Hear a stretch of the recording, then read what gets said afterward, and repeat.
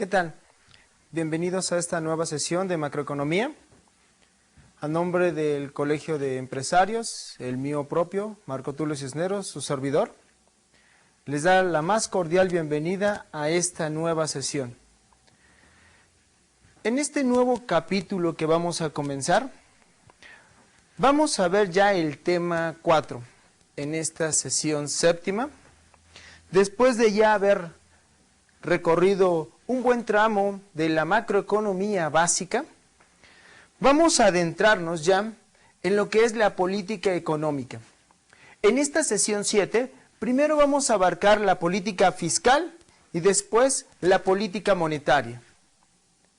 Cuando nosotros hablamos de todas las opciones, de todas las formas o iniciativas que tiene el gobierno federal para poder corregir las fallas del mercado, establecemos entonces básicamente dos opciones, o la política fiscal o la política monetaria. En esta sesión séptima y tema 4, vamos a ver la política fiscal, la vamos a desarrollar en sus elementos básicos también. No vamos a profundizar mucho, solamente al final les quiero mostrar algunos de los modelos económicos que utilizamos para que la política fiscal sea más entendible y de alguna manera también podamos observar cuáles son los resultados cuando nosotros jalamos ya sea los ingresos o los egresos de la federación. Acompáñenme entonces. En esta sesión vamos a desarrollar otra vez 4 puntos. El primero de ellos es el concepto de la política fiscal. Y de ahí nos vamos a ir a los objetivos de la política fiscal. ¿Qué persigue el gobierno cuando utiliza los entramados, los instrumentos, todos esos proyectos de la política fiscal? ¿Qué es lo que busca el gobierno?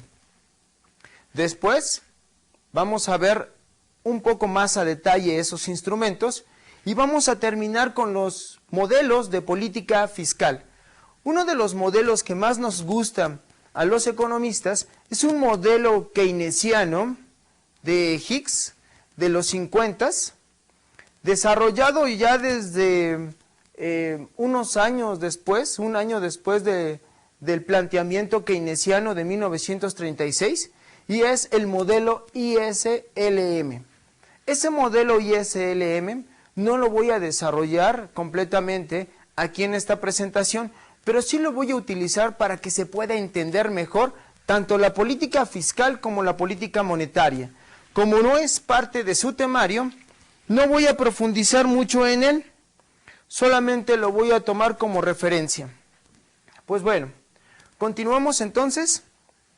Como objetivo particular de nuestra sesión, tenemos que al término de la unidad, el alumno habrá comprendido la función y características principales de la política fiscal.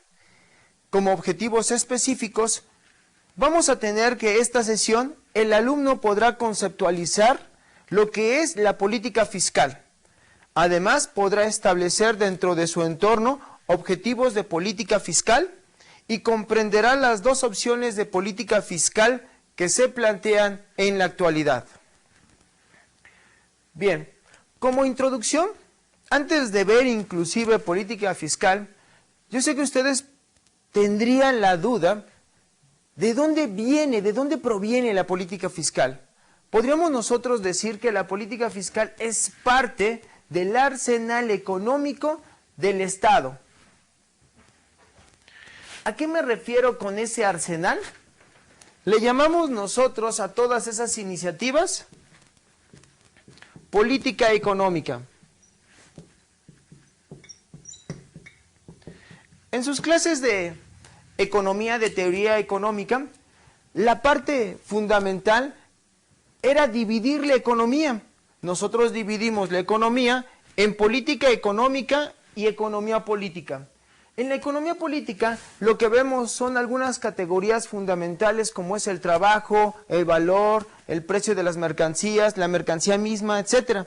Pero cuando nosotros abordamos la política económica, ahí la situación todavía es, en lo personal, más apasionante. porque es aquí donde el gobierno interviene. Son todas esas prácticas gubernamentales que tiene el gobierno mexicano para poder intervenir o incidir en la economía, en esta economía de mercado que tenemos. Eso es la política económica. Y la política económica, como es una formación para los mercadólogos, no tiene que ser tan profundizada. La política económica solamente la vamos a dividir en dos, que es la política fiscal y la política monetaria. Aparte de la política fiscal y monetaria, tenemos otro tipo de iniciativas económicas gubernamentales, pero nada más vamos a ver un poco estas dos.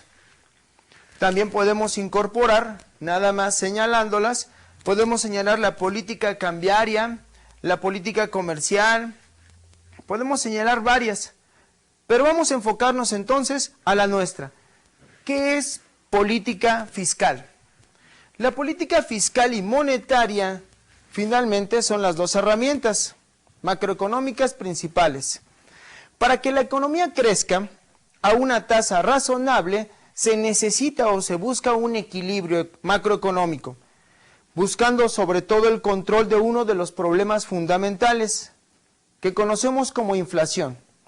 También son las herramientas que aplica el gobierno para acortar las recesiones. O sea, que nosotros utilizamos las variables macroeconómicas ya no solamente para aumentar el empleo, sino también cuando tiene problemas nuestra economía, aplicamos esas herramientas para que en vez de que sea la recesión más profunda, se acorte y comience la recuperación de manera más próxima. Por eso es que a últimas fechas se le recomendaba al gobierno mexicano, ya desde el 2008, cuando ya teníamos la recesión a nivel planetario, sobre todo con la crisis financiera de los Estados Unidos, todo el mundo estaba espantado, sobre todo los investigadores, porque México no estaba haciendo la tarea en cuanto a políticas antirrecesionistas, anticíclicas. Esas políticas anticíclicas son parte de la política fiscal y de la política monetaria, pero el gobierno federal estuvo renuente a usarlas. Y finalmente, sus declaraciones de uno de nuestros secretarios, de que nos iba a dar nada más un catarrito, se convirtió en una verdadera pulmonía. Pero bueno, pasemos entonces a la política fiscal para conceptualizarla y entender mejor todo este asunto. Se puede entonces definir como todas las iniciativas, proyectos y decisiones económicas que utiliza el gobierno federal para intervenir tanto en sus ingresos como en sus egresos. Los egresos los conocemos como gastos, el gasto gubernamental. También ahí podríamos nosotros decidir en qué gastar. Podríamos decidir que en áreas prioritarias, en áreas estratégicas, en áreas más rentables. La cuestión es que el gobierno federal no le gusta mucho esa parte del gasto público, porque le interesa más el equilibrio fiscal. A ver si más adelante vamos a seguir trabajando con esos puntos tan interesantes.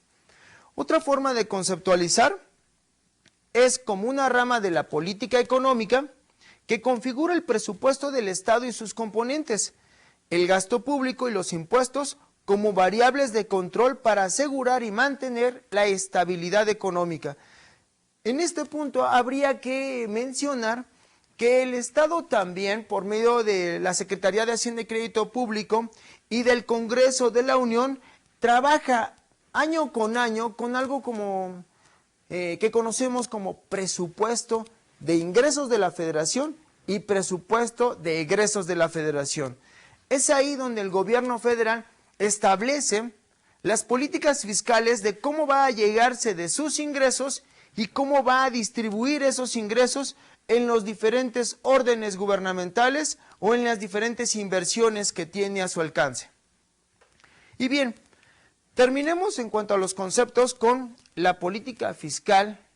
Tiene su primer efecto en el mercado de bienes, incluyendo al mismo tiempo en la producción y las tasas de interés, por la interrelación que tiene con el sistema económico. Aquí es donde podemos incorporar ese modelo del que yo les he hablado. A grandes rasgos, lo único que vamos a hacer es mencionar cuando nosotros utilizamos la política fiscal, desplazamos una de las curvas del modelo ISLM. Esa es la curva que le llamamos LM. Y esta es la curva IS. A esto le llamamos entonces el modelo ISLM. Lo que nosotros tenemos aquí, y es el que nos interesa, es el mercado de bienes. Cuando nosotros establecemos que en el mercado de bienes encontramos un mayor ingreso, un mayor gasto, sobre todo gubernamental y de familias, entonces la curva IS se desplaza de IS original a una IS secundaria o prima, le podríamos llamar. Y lo que vamos a tener de este lado va a ser la producción. De este otro lado vamos a tener la tasa de interés.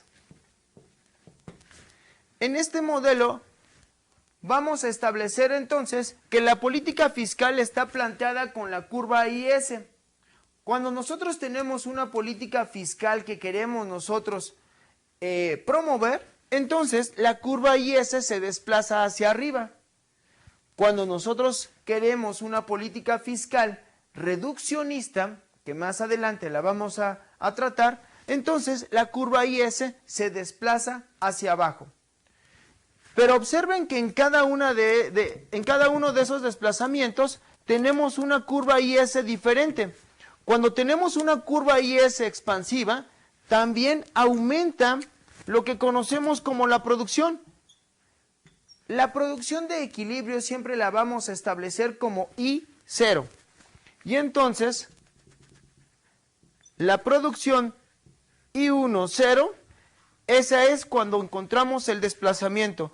Y ese desplazamiento implica también un aumento de la producción. El caso contrario es cuando nosotros tenemos una política fiscal reduccionista. Más adelante encontraremos ya el término adecuado a esas dos políticas fiscales. Mientras tanto, continuemos un poco con la política fiscal en su concepto. Cuando nosotros empezamos a tratar la macroeconomía, fue cuando Keynes nos dio todo este arsenal de instrumentación. A Keynes le debemos justamente esta rama de la economía, la macroeconomía. Entonces, puso de manifiesto que las medidas de política fiscal influyen en gran medida en las variaciones de a corto plazo relacionadas con la producción, el empleo y los precios. Para poder ver esta situación, tenemos una gráfica aquí, en donde establecemos que el gasto gubernamental lo fijamos a un nivel. Y entonces los ingresos del orden gubernamental cruzan ese nivel de gastos. Ese nivel de gastos entonces llega un momento en que los ingresos y los gastos tienen un punto de equilibrio.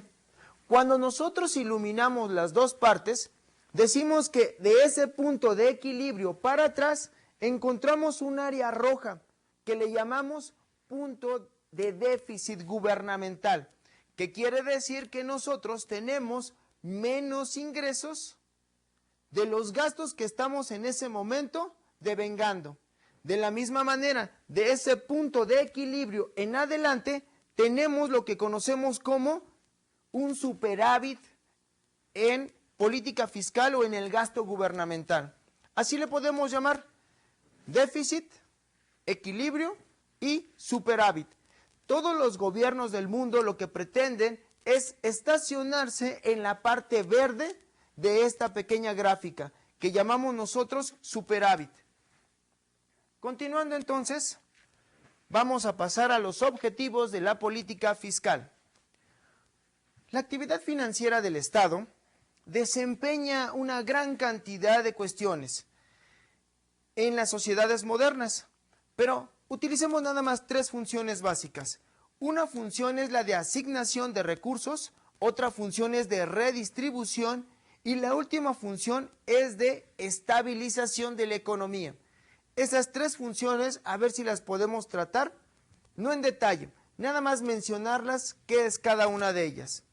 Y todo esto ante las fallas del mercado, porque cuando nosotros estamos hablando de la primera función de asignación de recursos, estamos intentando analizar que el mercado es algo así como muy elitista. Al mercado le gusta nada más invertir en aquellas áreas, en aquellos sectores en donde el margen de ganancia es mayor. Cuando nosotros planteamos que hay un área que puede ser prioritaria para el gobierno federal o para la ciudadanía, pero que no está rindiendo los suficientes beneficios, en ese momento podemos entender que los capitales se alejan. Un ejemplo claro de ello ya lo habíamos visto anteriormente, cuando pudimos analizar un poco lo que son las regiones económicas del país. Como no están teniendo grandes beneficios los capitalistas en la región sur del país, entonces alejan sus capitales. También aquí, el mercado como es elitista, como es pragmático, no abastece de la misma manera a todos los sectores o todas las áreas de un país. Hay algunas áreas que inclusive las abandona porque el rendimiento no es el adecuado. En ese momento es necesario que el Estado pueda intervenir en la economía para poder reasignar los recursos que también ese sector necesita. Esa es a grandes rasgos la primera función. Cuando nosotros estamos hablando de la función redistributiva, nosotros estamos planteando que la política fiscal no solamente debe de allegarle recursos al gobierno federal, sino también debe de poder sopesar, de dar un equilibrio en el mercado. ¿A qué me refiero? Sabemos que algunos ganan muchísimo más que otros. Planteemos, por ejemplo, que los grandes empresarios o los futuros empresarios ganan, no sé, 100,000, 200,000, 1,000,000 de pesos. Y que los trabajadores están ganando solamente algunos miles de pesos. Entonces, una política fiscal redistributiva implica que a las capas de abajo que están ganando solamente lo necesario, no se les puede aplicar una tasa de impuestos. Y a las clases de arriba que sí están ganando lo necesario, sí se les puede aplicar una tasa de impuestos. Estas tasas de impuestos redistributivas se han aplicado siempre. Es así como se han podido desarrollar los países como Nueva Zelanda, como Noruega, como Finlandia, los países nórdicos, incluyendo los Estados Unidos.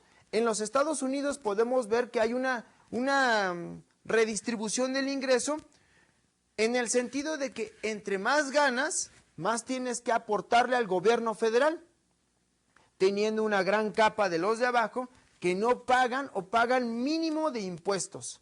Entonces, ese planteamiento es el de redistribución. Pero si ustedes me dijeran que acaso es el único, yo les diría que no. No solamente en los ingresos o en los impuestos podemos observar esa dinámica, también en los gastos. Una manera de poder mantener una política redistributiva es plantear inversiones en sectores estratégicos que puedan ayudar a esas capas desprotegidas de la sociedad. Entonces, no solamente por el lado de los ingresos que llamamos nosotros impuestos, sino también por el lado del gasto podemos mantener una política fiscal redistributiva. Y bien, entonces la función redistributiva del Estado trata de reconciliar las diferencias que se producen entre la distribución de la riqueza que realiza el sistema de mercado y la distribución que la sociedad considera como justa, en el que intervienen fundamentos éticos, políticos y económicos. Por eso es que tenemos ahí un pastel. También podríamos nosotros plantear, en la economía mexicana, ¿quién es el que se lleva la rebanada más importante? Si nosotros estuviéramos en una sociedad igualitaria, en una sociedad que estuviera más de acorde con fundamentos éticos, podríamos decir que las partes deberían de ser más o menos equilibradas, ¿no creen? Bueno, pasemos entonces a los objetivos de la política fiscal en el sentido de la función estabilizadora. Esa función estabilizadora, como su nombre lo indica, lo que plantea es que cuando nosotros tenemos una crisis, un atorón, tenemos una recesión, en ese momento también la política fiscal nos puede ayudar, ¿no? Entonces, trata de conseguir la estabilidad del sistema económico y evitar los desequilibrios y provocar los ajustes necesarios en la demanda agregada para superar en cada caso las situaciones de inflación o desempleo que se generan. Cuando nosotros planteamos el modelo ISLM, que se puede decir que es muy difícil si nosotros lo vemos en cuanto a sus movimientos,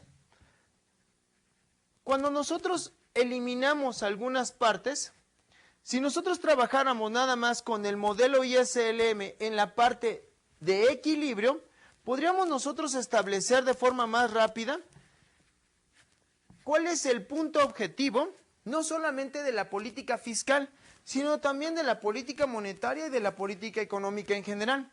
Lo que buscamos entonces es una tasa de interés de equilibrio y una producción de equilibrio que permita llegar a un pleno empleo. Ese planteamiento de pleno empleo lo vamos a ver un poco más adelante, cuando nosotros pasemos ya a los problemas económicos, los problemas macroeconómicos. Ahí vamos a recoger ese término de pleno empleo. ¿A qué se refiere? ¿Por qué siempre nosotros como economistas establecemos pleno empleo, pleno empleo? A grandes rasgos, adelantándome un poquitito nada más con eso, cuando nosotros estamos hablando pleno empleo, es que establecemos que en las economías capitalistas pueden resurgir una tasa de desempleo de 3, 4 o 5% y a ello le llamamos desempleo natural. Entonces, cuando hay desempleo a ese nivel, establecemos que la economía está en equilibrio. Y ese es el equilibrio que buscamos. En el momento en que nosotros tengamos un problema, la política fiscal, en este caso la IS, se puede mover con una política reduccionista o expansionista que vamos a ver más adelante. Ahí también tenemos una pequeña caricatura que espero les guste. Es acerca de algunas personas que mencionan que no podemos movernos, que el equilibrio se encuentra justamente en donde estamos, en la economía mexicana.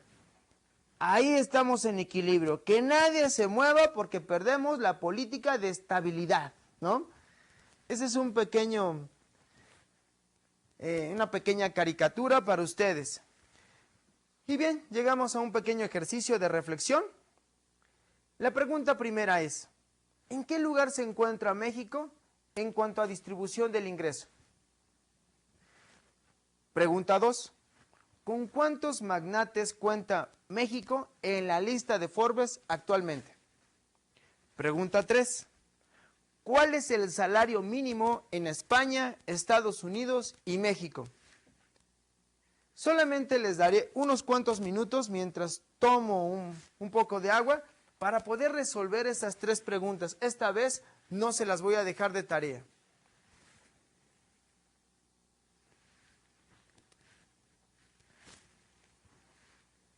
Primera pregunta.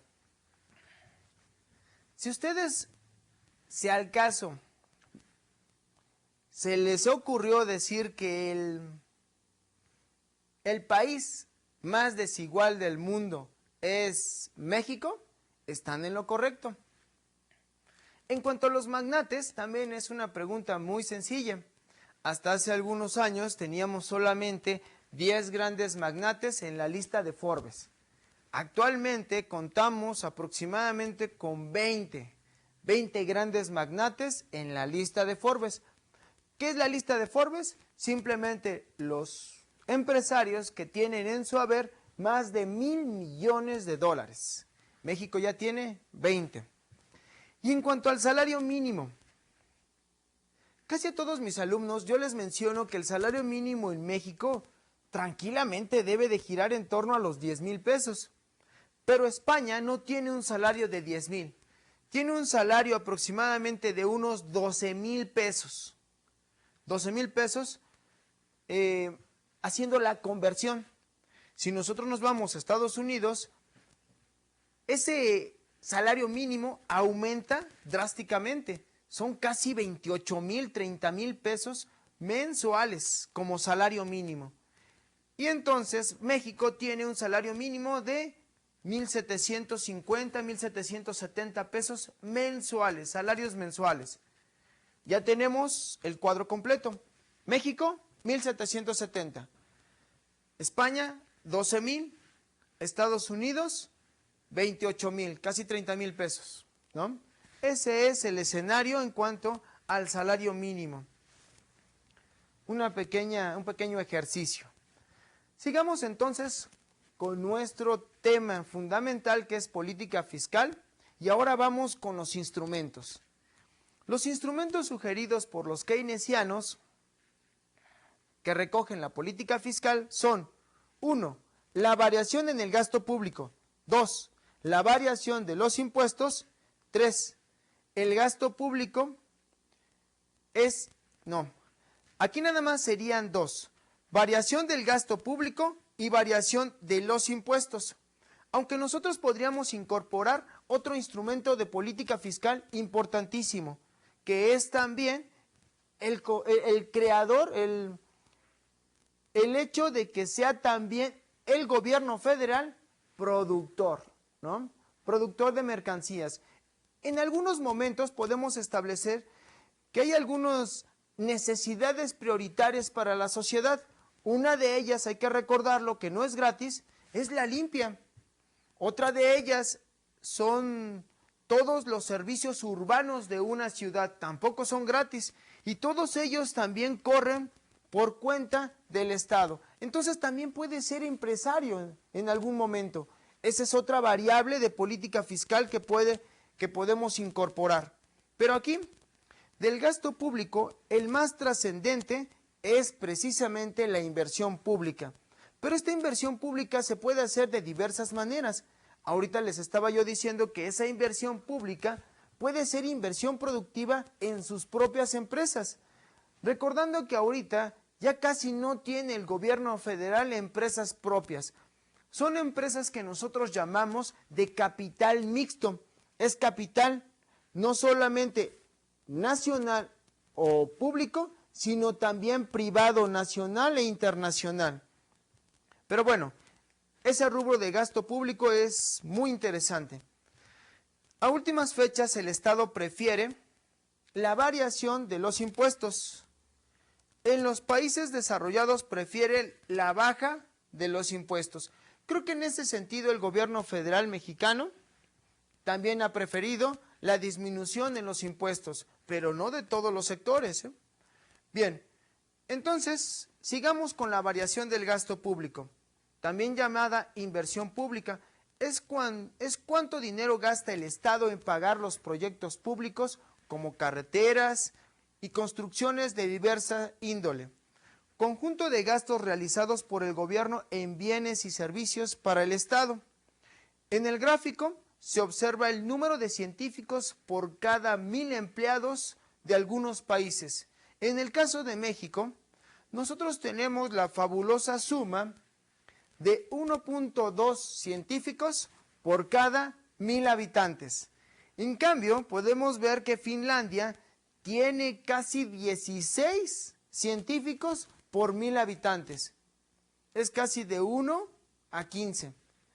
En ese sentido, podríamos nosotros decir que la política fiscal puede ayudar al gobierno mexicano y a la sociedad en su conjunto a crear más investigadores. En lo personal, yo ya les había comentado desde el inicio de estas sesiones que mi ambición es justamente ser investigador. Y en ese sentido estamos estudiando para hacerlo. En el doctorado. Pero aquí las cosas no van muy bien, ¿eh? Parece ser que al gobierno federal no le interesa mucho esa parte. Sigamos con los instrumentos de política fiscal y abordemos entonces el de los impuestos. La otra gran herramienta de la política fiscal es el nivel de tributación. Cuando el gobierno de un país baja los impuestos, aumentan los ingresos netos de los hogares. Estos ahorran parte de esta renta adicional, pero también gastan alguna en bienes de consumo. Una reducción de los impuestos eleva el gasto de consumo, desplazando la demanda hacia la derecha.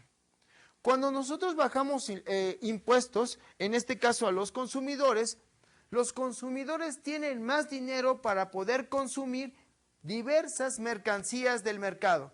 Eso es lo que nos están diciendo, desplazando la curva de demanda de original hacia arriba, de una original hacia otra, desplazando el punto de equilibrio. Antes de llegar a los dos modelos de política fiscal, podríamos nosotros también plantear que la política fiscal no solamente es de impuestos y de gasto gubernamental, sino también puede intervenir la Secretaría de Hacienda y Crédito Público, puede intervenir en el orden legal de los bancos, en el orden legal inclusive del sistema financiero. Ahí también puede intervenir el gobierno federal, ¿no? Pero bien, pasemos entonces a los dos modelos de política fiscal. Cuando hablamos de política fiscal, estamos hablando también de dos planteamientos diferentes: política keynesiana y política monetaria. Cuando establecemos la política keynesiana, entonces la aterrizamos en la política fiscal. Cuando estamos hablando de la política monetaria, la aterrizamos en la política monetaria también, ¿no? Entonces, aquí lo que vamos a hacer es trabajar con la política fiscal expansiva, que es justamente de los keynesianos. Cuando el objetivo es estimular la demanda agregada, especialmente cuando la economía está atravesando un periodo de recesión y necesita un impulso para expandirse, entonces aparece la política keynesiana, que le da prioridad a la creación de empleos, considerada como precursora de la estanflación. Pero, ojo, hay que checar esta parte. No hay evidencia importante para establecer que la política fiscal expansiva nos lleva a una estanflación. Ahí tendríamos nosotros que analizar algunos aspectos. Del lado derecho, observamos entonces que una política fiscal expansiva lleva también lo que nosotros conocemos como los saldos reales de un punto de equilibrio hacia la derecha, lo desplaza, encontrando un nuevo equilibrio y una producción superior, disminuyendo también el tipo de cambio. Esa es la curva IS. Y si nosotros retomamos el siguiente modelo, es la política fiscal, ahora sí, restrictiva.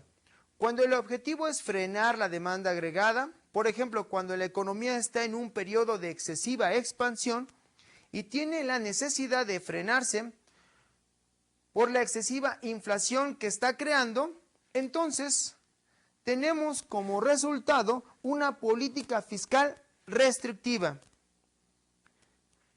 ¿En qué consiste esta política fiscal restrictiva?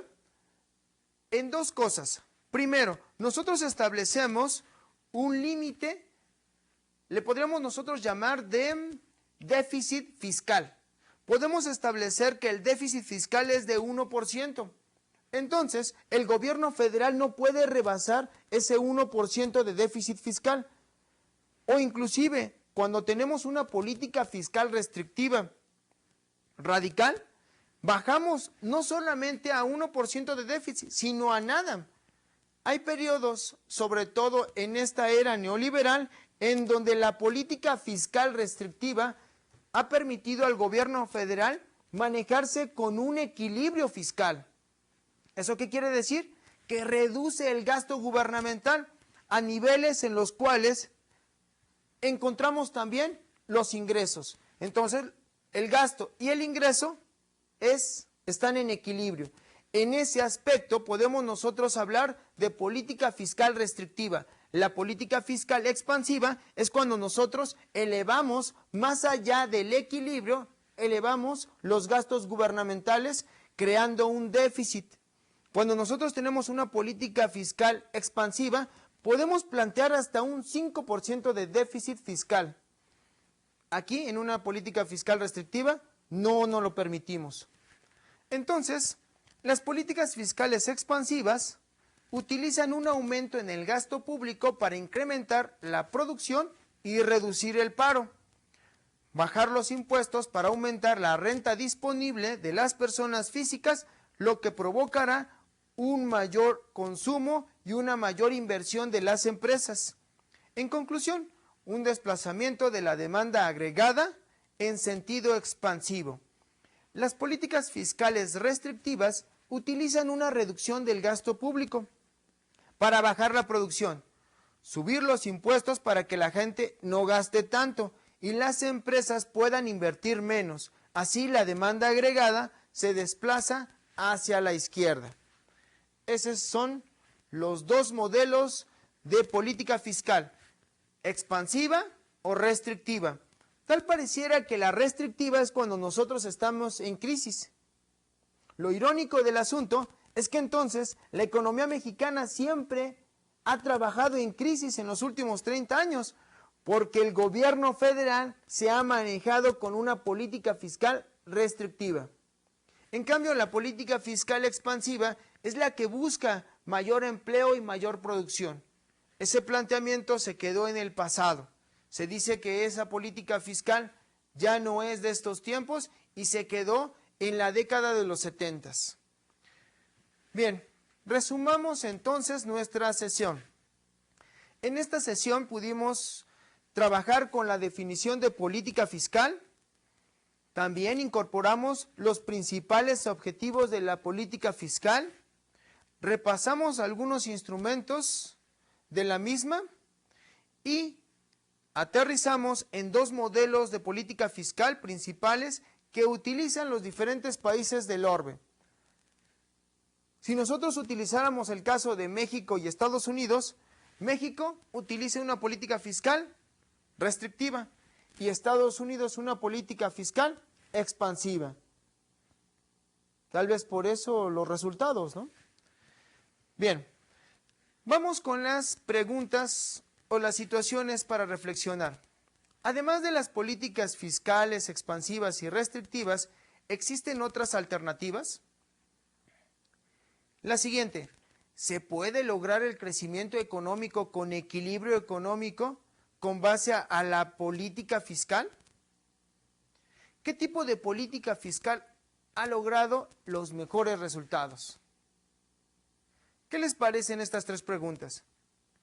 Rápidamente nada más las abordaré para que tampoco se las lleven de tarea y puedan tener un poco más de cuestiones teóricas para que puedan resolver todo este gigantesco rompecabezas que es la economía mexicana. Además de la política fiscal expansiva y restrictiva, tenemos una combinación de los dos. Podríamos nosotros plantear una política fiscal expansiva y después plantear una política fiscal restrictiva en otros aspectos, ¿no? Imaginemos una política fiscal expansiva en cuanto a gasto y una política fiscal restrictiva en cuanto a impuestos. Nosotros estamos reacomodando las piezas utilizando las dos. Y luego, ¿se puede lograr el crecimiento económico con equilibrio con base a la política fiscal? La respuesta es correcta, porque aquí nosotros utilizamos algunas variables y eso es justamente lo que buscamos. Cuando nos falla algunas de las situaciones de la economía como el desempleo, pues ahí puede entrar el gobierno federal ofreciendo unos cuantos empleos para que la situación se reacomode. Y en cuanto a qué tipo de política fiscal ha logrado los mejores resultados, en la historia económica del país, la política fiscal que ha logrado mejores resultados es la expansiva. Bueno, hasta aquí nos quedamos y mencionando nada más las fuentes de información de esta séptima sesión. Utilizamos a Dorbush and Fisher, que es macroeconomía de McGraw-Hill, México. Utilizamos algunas páginas de internet de política fiscal y también utilizamos algunas, sobre todo para las imágenes. Con esto entonces terminamos nuestra séptima sesión. Fue un gusto poder trabajar otra vez con ustedes y nos vemos en la próxima sesión.